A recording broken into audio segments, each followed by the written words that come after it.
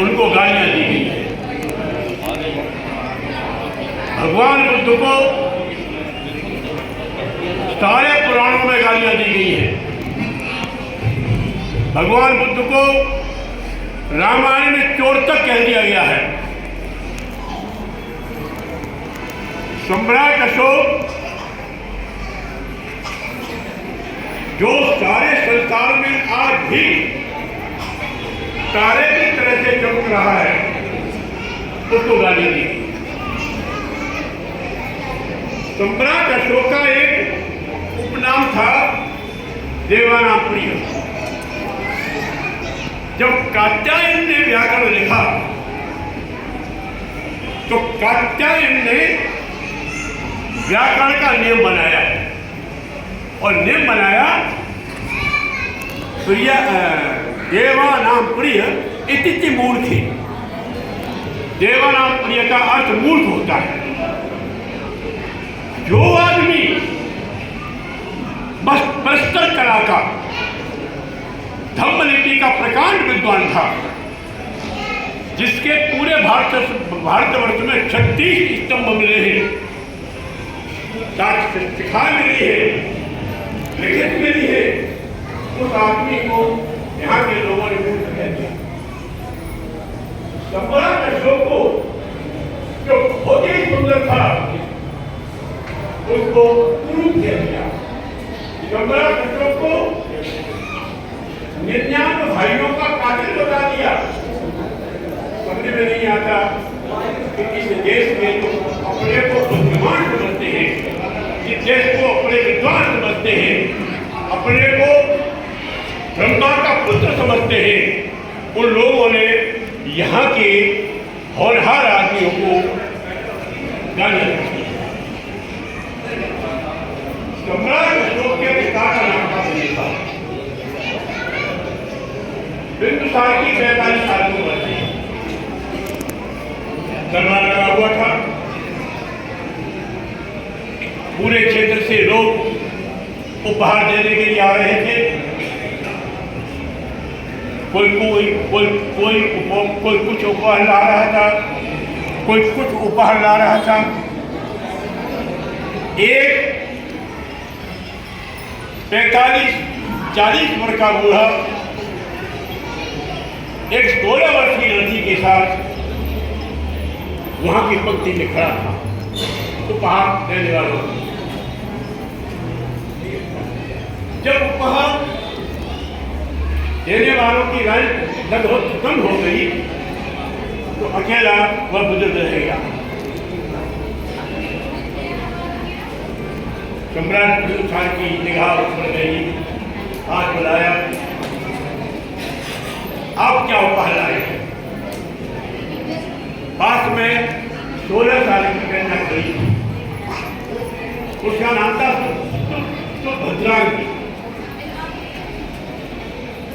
महाराज, मेरे पास कुछ नहीं है, सिर्फ ये मेरी पुत्री है, मैं इसको आपको भेंट करना चाहता हूं।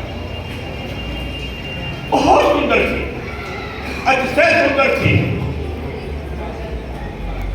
उस बाप ने सोचा था कि मुझे पुरस्कार में कुछ सिक्के मिल जाएंगे, मेरा बुढ़ापा कट जाएगा। राजा ने लड़की को देखा, मोहित हो गया। उसने कहा कि ये मेरी रानियों की पटरानी बनेगी, पट्ट महिषी बनेगी। और रानियों से कह दिया, और दूसरी रानियों थी, रानियों से कह दिया कि ये मेरी मुख्य रानी बनेगी। जब उनको रानियों के बीच में भेज दिया उस रानी को, तो उनको ईर्ष्या पैदा, जलन पैदा हो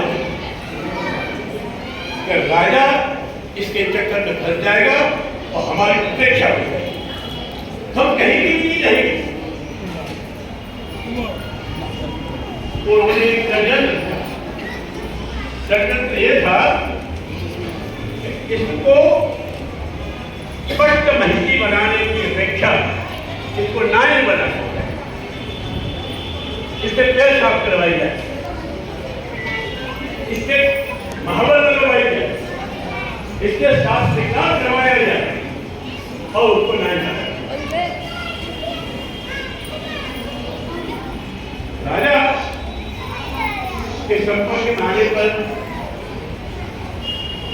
जब उसको पता चला कि इस अतिशय सुंदरी को नायक बना दिया गया है, उसकी अतिशय उपेक्षा की गई है, तो उसे संपर्क साधा, वो गर्भवती हो गई। जब वो गर्भवती हो गई तो उसको एक पुत्र पैदा हुआ, बहुत सुंदर। जितनी सुंदर मां थी उतना ही सुंदर बच्चा। उस मां ने सोचा कि मेरा शोक दूर हो गया, मेरा कष्ट दूर हो गया, मेरी बाधाएं दूर हो गई, इसलिए उस पुत्र का नाम रख दिया अशोक। कोई शोक नहीं, शोक मुक्त। ये सम्राट अशोक जो बाद में गद्दी संभालता है तो सबसे योग्य निकला, इतना योग्य निकला कि इसके मुकाबले में जो इसके अन्य भाई थी वो सिर्फ इसे की सिद्ध हुई। सम्राट अशोक ने ईसा पूर्व 261 में कलिंग पर आक्रमण कर दिया, क्योंकि कलिंग के राजा को तो बिंदुसार ने नहीं जीत पाया था,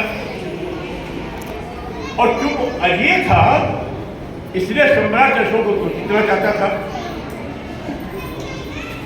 बहुत आगे मारे गए, हजारों कत्लेआम हुए, घायल हुए,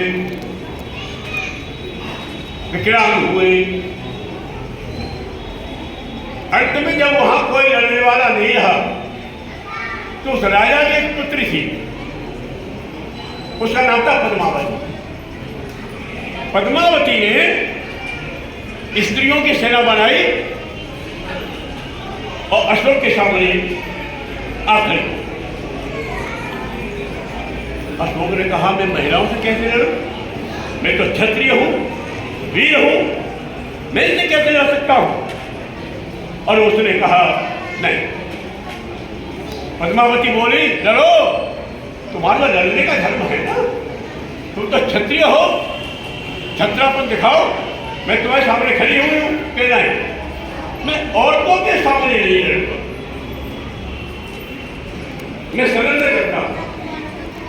इस देश में तो ऐसे भी भगवान हुए जो औरतों के नाम काटते हैं।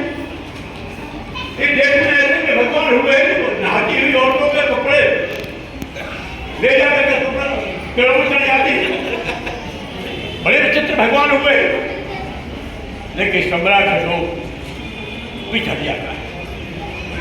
उस कैंप में घूम रहा था जहां घायल पड़े हुए थे,